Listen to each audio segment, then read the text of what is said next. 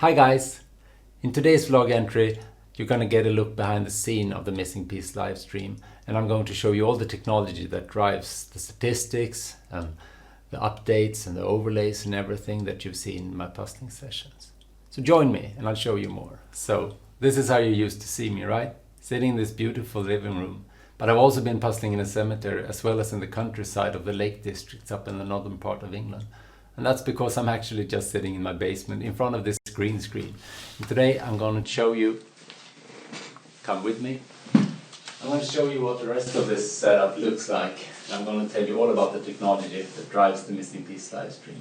So join me for this walkthrough.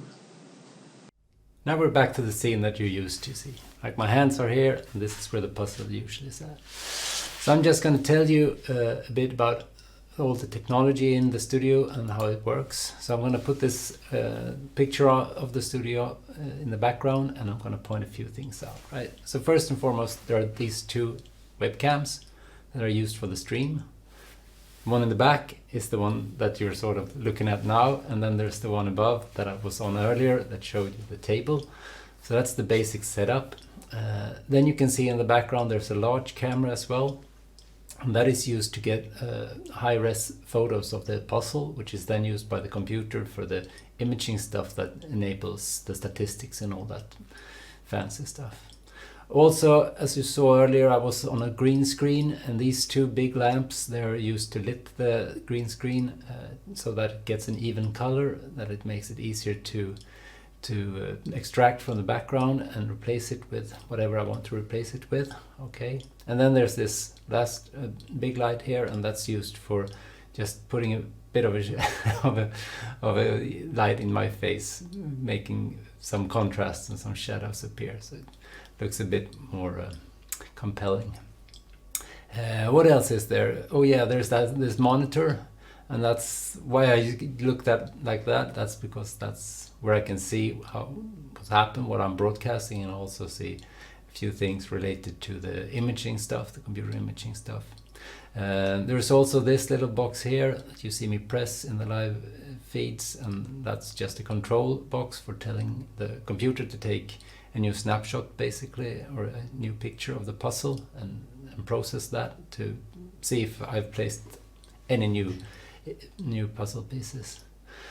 So yeah, I think it's also the mic, of course, that picks up the sound, makes it sound a bit better than the ones that are in the webcams. Picks up ambient sound a lot better, actually. So that's what that's there for, and yeah, I think that's pretty much it. And I will also show you the computer that I'm sitting at doing the computer stuff. That's not as exciting, it looks like this. So this is my little corner in the basement where the computer is sitting, and where all the technical stuff that I showed you earlier is connected. It's also where the imaging software is run. It's also a storage place for my puzzles. A few of them haven't been done yet, but most of them are actually just sitting there waiting to get laid off to a thrift store or given away to friends or something. But anyway, I'm going to tell you about how this imaging software works, since a few of you have asked. And let me see if I can just do this. We'll put on another background. So what happens when I place a new piece? Well, you already have the reference image, which will be the last image taken before I place the new piece. And then you have the new image where a new piece is placed. And if you look carefully, you can see that down in the left corner there's a piece on the right hand side of the right hand picture, which isn't on the left hand one. So, and these are also turned upside down, and that's because the camera is behind the actual puzzle. So that's what's going on there. So, and they are also really high resolution pictures, taken with a good camera to make sure that all the colors are correct and so on from image to image. The exposure and everything is set to standard values, and they don't change. There are no autofocusing or anything, so every image is pretty much the same as the last one, if nothing else has changed. But what happens is I will scale these down to grayscale, because that's all that's needed, and the computer works more efficiently with that. So here it's just taken down to grayscale, and then I will show you, I will take out like a region of interest here, which is just a puzzle to get rid of all those pixels that won't help the computer imaging software at all. They're just waste. So they are gotten rid of, and then they're flipped upside down. So, and also the perspective of the image, if you see what it was like on the last image, you have this perspective, that's the edges are kind of leaning in. They are straightened out, and the image is flipped, so it's the right way. And then that's actually done in grayscale as well. I just wanted to show you the colored one. So now we have a before and after picture, sort of, where something is different from the first to the second one.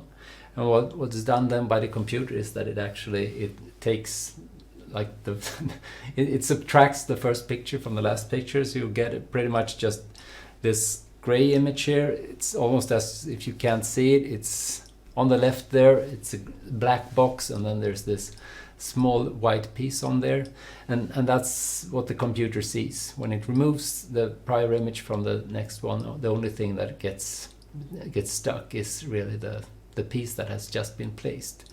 And then if you actually look really hard, you will see that, I think I had it there somewhere, maybe I didn't, oh sorry.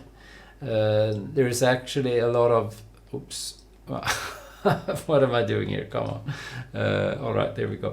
So there's actually a lot of speckle around this image. It's not as clean as it looks, so I do a few things. Programmatically, I enhance the color, making it just white and black, thresholding it as it's called in computer imaging language, and then I blowed it up a bit to get rid of, or to make sure that all the pixels that are relevant are taken into account.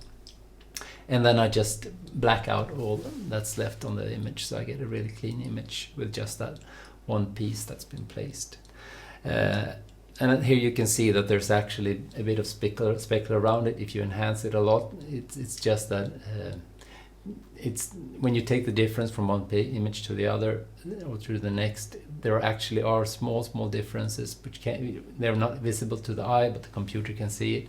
And that's sort of laying in the background. What I do is I crop out all of that stuff from around the image, but a bit of it is left just around the edges there. So I just wanted to enhance that and show you. But basically that's not done. And then I just put that back on the original image. So there's the piece there, it's outlined in green. And then I just sort of go through this grid of pieces and see if one of the squares has been filled out to an extent that it wasn't before. And if it has been, well, then I say that piece must have been placed since the last photo was taken. So that's pretty much how the computer stuff that works, or the imaging stuff works. And with that I get a reference list of all the pieces that has been placed, which one it was and at which time, and that's also used to feed the statistics, to make those bars come up showing you images placed per minute and so on.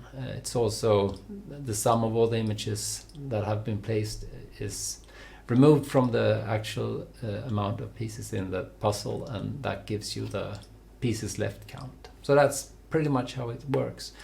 I hope this has been informative and that you enjoyed watching it, and I will see you soon in a new live stream, I hope. Bye guys!